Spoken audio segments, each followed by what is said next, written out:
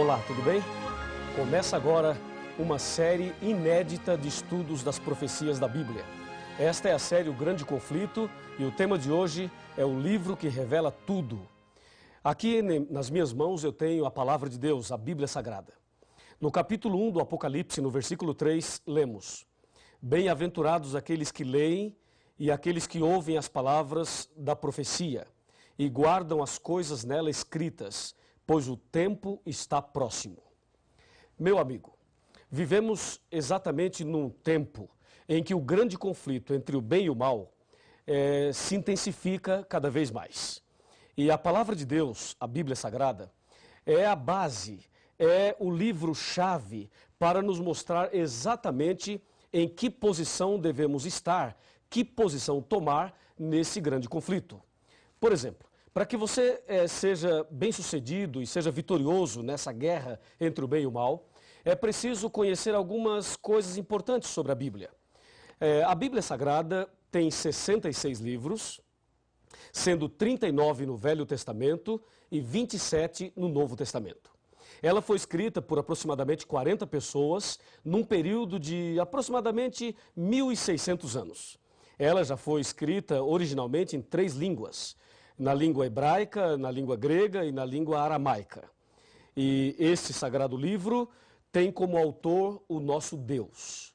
Ele deixou esse sagrado livro para que nós pudéssemos conhecer a sua vontade e para que pudéssemos também saber a revelação dele para a nossa vida nesse contexto da luta entre o bem e o mal.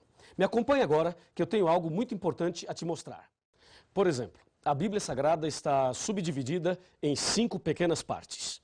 A primeira parte é história, a segunda é poesia, a terceira profecia, a quarta evangelhos e a última cartas.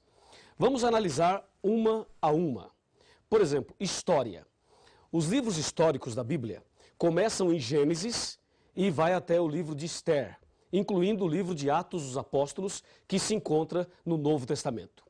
A parte histórica da Bíblia, aproximadamente 90% do que está escrito lá se entende como se lê. E apenas 10%, mais ou menos, foi escrito numa linguagem simbólica profética. Então, entenda bem, a parte histórica da Bíblia são os livros que registram a história da criação, a história de Adão e Eva, a história da queda, a história de Davi e Golias, de Sansão e Dalila, do povo de Israel, os livros históricos. Esta é a primeira parte da Bíblia.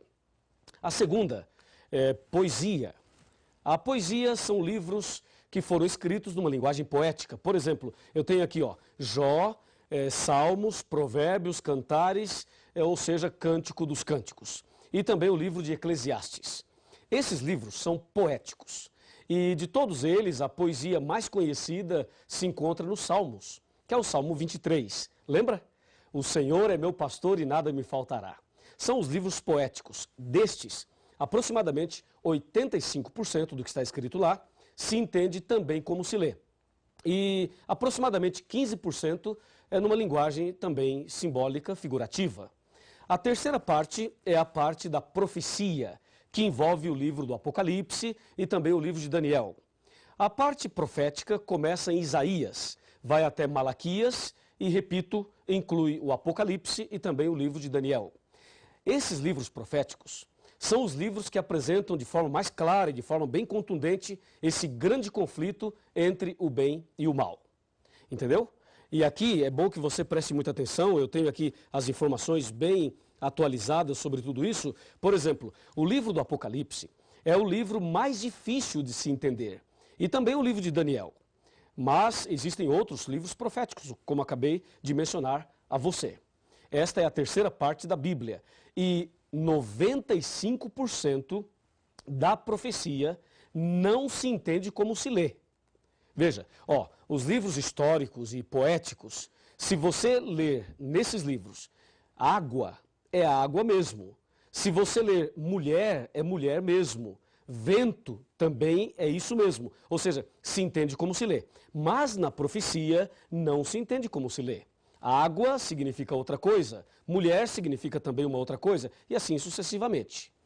A quarta parte da Bíblia é a parte dos evangelhos. Os evangelhos são 4. Mateus, Marcos, Lucas e João. Esses livros narram a vida de Jesus desde o seu nascimento, também o seu sacrifício, a sua morte e a sua ressurreição, e falam ainda da volta de Jesus. No caso dos evangelhos, 85% deles se entende como se lê, e aproximadamente 15% é o que a Bíblia apresenta como parábolas, são as parábolas. E a última parte, as cartas, ou epístolas, que começam em Romanos e vai até Judas. Lembrando que esse Judas não é o Iscariotes, é o outro Judas. Assim, nós temos as 5 partes da Bíblia. Pensa comigo e me acompanhe no raciocínio agora. Esse raciocínio das 5 partes da Bíblia, eu penso que é a mais importante para que você entenda exatamente o que é e como entender a Bíblia Sagrada. Voltemos o nosso pensamento um pouquinho para a parte histórica. A parte histórica da Bíblia, os primeiros livros especialmente. Esses livros são fundamentais. Porque, na verdade, lá no começo, em Gênesis, especialmente, também Êxodo, especialmente esses dois, eles narram para nós o início desse conflito. E se você ligar Gênesis e Êxodo com o Apocalipse, vai perceber que esse conflito entre o bem e o mal começou no céu. Apocalipse 12, versículo 7.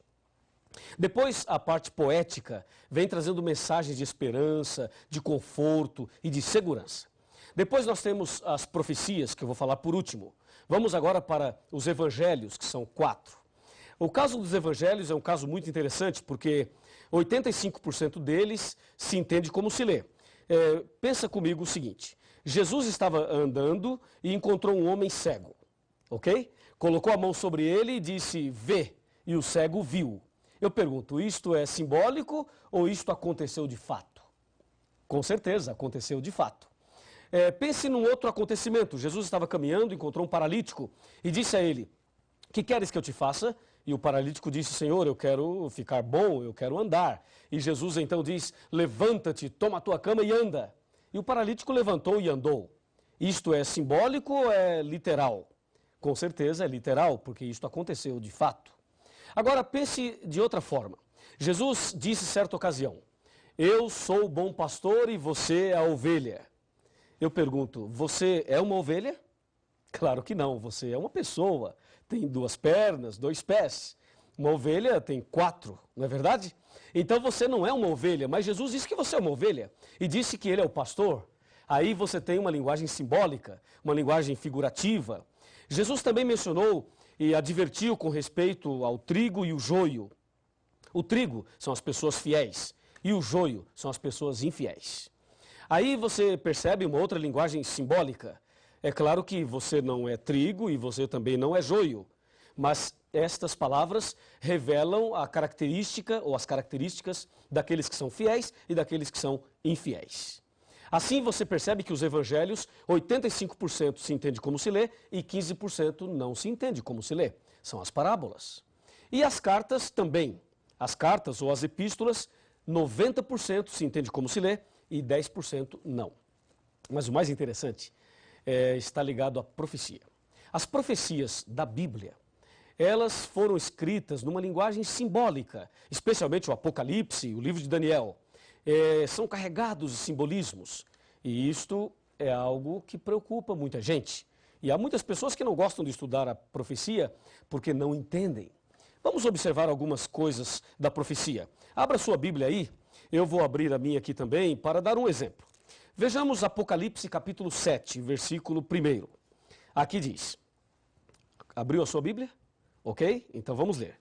Depois disto vi 4 anjos em pé nos 4 cantos da terra, conservando seguros os 4 ventos da terra, para que nenhum vento soprasse sobre a terra, nem sobre o mar, nem sobre árvore alguma.